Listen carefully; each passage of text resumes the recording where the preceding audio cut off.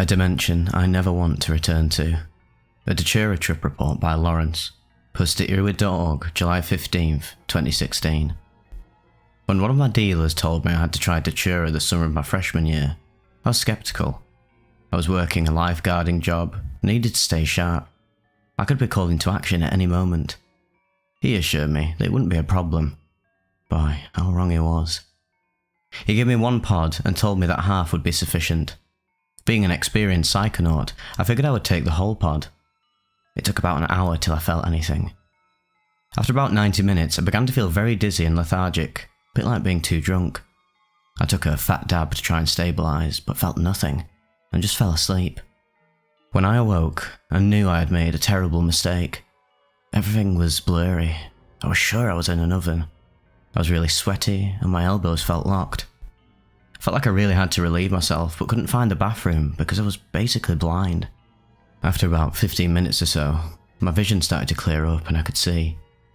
I tried to get off of the couch, but it felt like I left my hands behind and my legs could barely move. With incredible effort, I rolled off of the couch and began to crawl to the bathroom. I pulled myself onto the toilet, tried to defecate. I felt incredible relief until I looked in the bowl and saw that there was nothing there. I tried again. It felt like it was leaking. When I looked in the toilet again, the water had turned to blood. No matter how much I wiped, the toilet paper always came up bloody. As I left the bathroom, I looked in the mirror and saw my father. I knew I shouldn't talk to him, so I just left. The only problem with this sight was that they all had died. Blood was flowing out of all of their orifices. It was horrifying, and I ran back to my room. I tried to go online, but wouldn't turn on. Frustrated, I went to my desktop, but couldn't remember my password. I just wanted to listen to some music, but all I could do was shake my computer. I ran past the party in my living room and out the front door, looked in the sky, and all I could see was this green gas everywhere. I was sure it was making me insane, so I get into my car and just sit there for what could have been years. The next thing I remember, I was back in my house talking to my friend. She kept asking me if I was okay, but I couldn't speak. It was like no matter how loud I screamed, nothing would come out. Then my vision went blurry again, and I may even have passed out at this point. I awoke in what could only be called hell itself. It was like I'd entered a dimension of pure and utter agony. The floor was covered in vomit 2 feet deep, and blood was gushing from my underwear. I waded to the bathroom to find that my dad had left the mirror. He was yelling at a younger version of myself, telling me that I would never be as successful as my brother, who recently died of giardia. I tried to pull down my pants to clean up the blood, but realised I wasn't wearing anything. The only thing, I had a vagina. I'm a man, I must say. I was ashamed in front of my father, and began to weep until I realised I was just crying on the floor of my bathroom at nothing. I decided I needed some water, so I turned on the sink, but no matter what, the water was scalding. I remembered when my brother was really sick. Everything, even ice water, felt burning hot to him. It was like I was inhabiting his soul, and it felt good. I left the bathroom, and my friends had turned into piles of rocks. I tried to piece them back together, but I couldn't hold on to anything. Felt like my hands were covered in grease. Needless to say, the rest of the night was something out of a dimension of unimaginable nightmares. Sometime around 5 AM, I started to come down. My vision was fuzzy, and I kept seeing something moving in the corner of my vision. I went to sleep for a few hours, and woke up relatively okay. The road to recovery has been long, but I'm hopeful that with the continued help of antipsychotics, I will in time be able to overcome the trauma that I experienced on Datura. I would not recommend this to even the most experienced of trippers. What I saw can only be described as my own worst nightmare. A reality deep dream mix-up by Annan, posted to irwid.org, September 23rd, 2004. 0 hours. Me and my friend M each ate 1.5 tablespoons of mature yellow-brown seeds. We chewed them up really good, washing them down with water. T plus 1 hour. We're both feeling drunk and heavy, and decide to lay down on the bed. At some time, approximately 15 minutes after this, we both blacked out.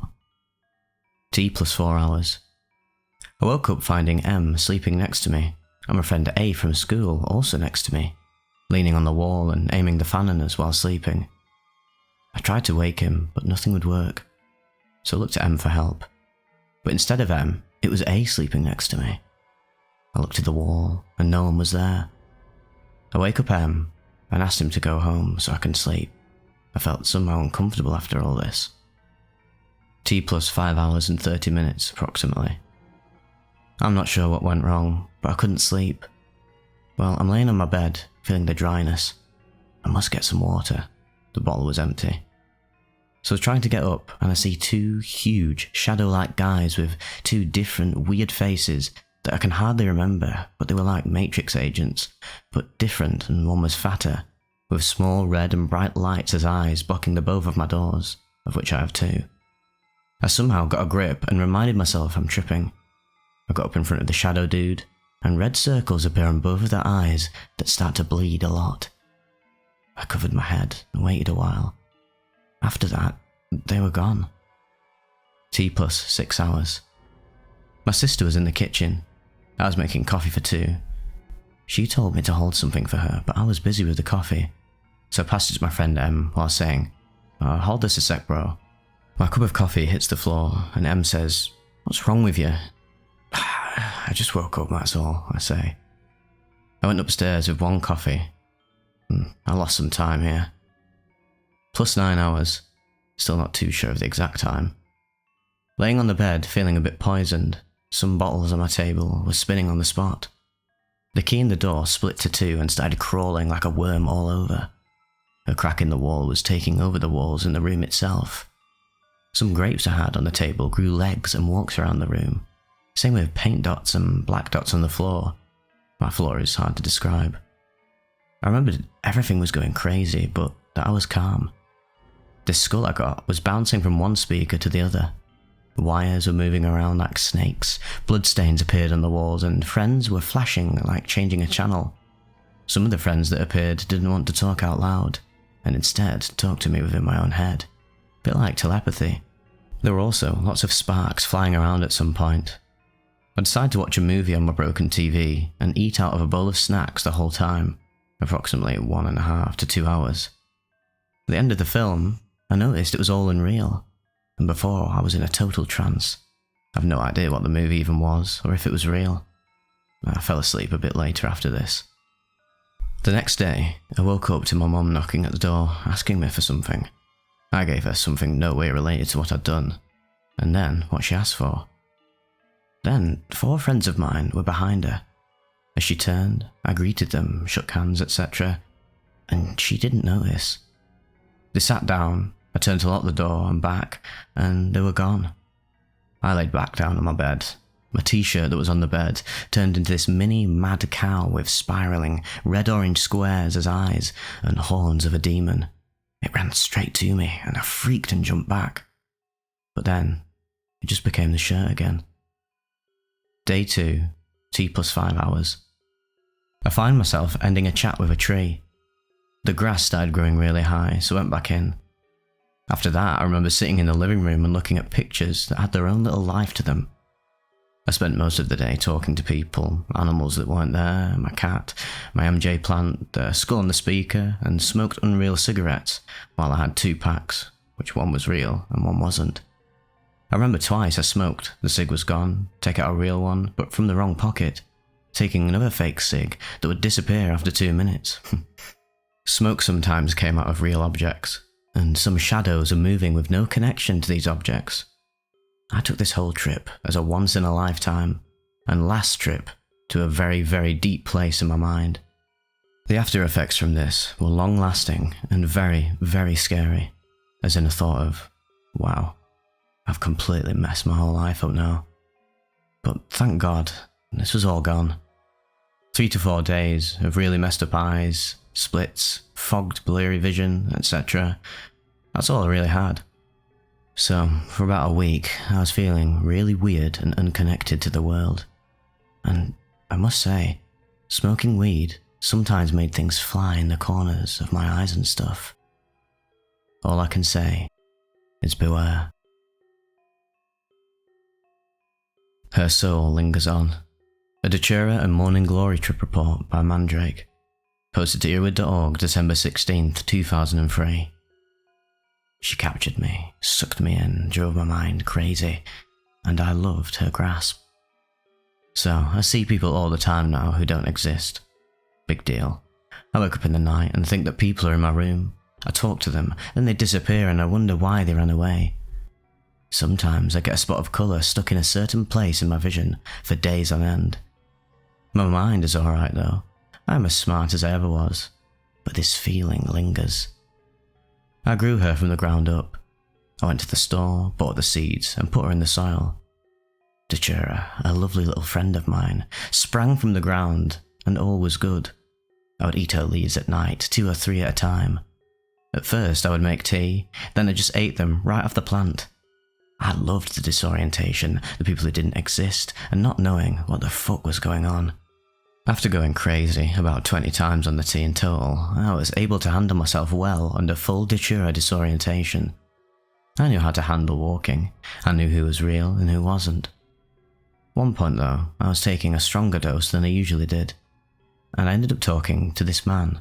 He wasn't real, of course, I just knew it. And I'd figured out that I could stick my hands through anyone who wasn't real. This man put down the pipe that he was smoking on my bed, stood, and said to me, "So you know that I am not real?" And I turned to him, nodded, and then he reached over and stuck his hand right through me. This completely destroyed all sense I had of reality at that point, and I spent the next 2 days sure of that fact that I was the only not real person out there. During these experiences, I would look out my window at night and see different landscapes, completely believing that they were real. At one point I went outside and walked right into my kitchen, started to cook myself up some pancakes, only to find myself naked in my front yard. I'd see the same things a lot. When I looked at my ceiling at night, I would see these glowing worms all over the place. After a while, I got bored of the plain old Datura and started adding morning glories to the teas that I made.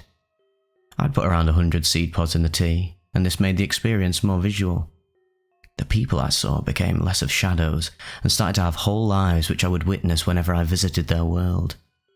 They became more playful and talked to me more and more as time went on. My trips would start with me hearing voices, and then they would develop into extremely complex visions and worlds growing in my room, developing into ever more interesting stories. I wish I could gain these visions without that horrible dry mouth though. One day while in Datura, I saw some amanitas, bright red ones with white spots, or so I thought. I picked a whole patch of them, putting them in my pockets.